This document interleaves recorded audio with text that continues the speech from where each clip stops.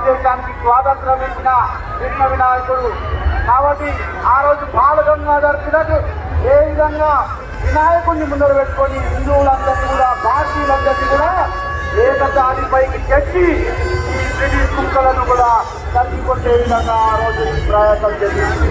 అదేవిధంగా పాత బస్తీలో రజాకారులను అనగలోకి అటు వందే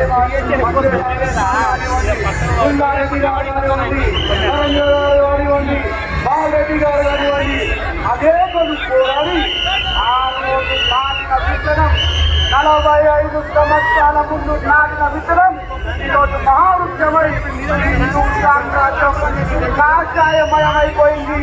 భాగ్యనగరం అంతా కూడా నలుమూలలు కూడా కాషాయమయమైంది. మిత్రులారా చూడండి, ఏనుగు పైన వస్తున్న వినాయకుడు, దూల మీద వస్తున్న వినాయకుడు, ఎన్నో ప్రతిమలు కూడా వినాయకుడు.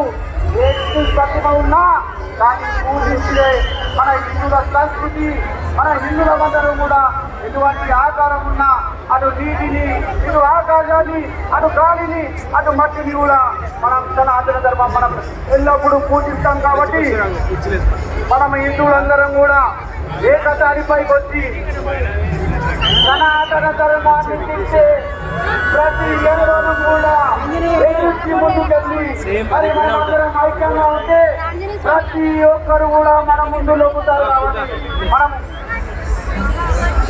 లోకైక వర్ధన్య సమాజ్ ఈ ఉత్తరాది మధ్య హరిమోదీ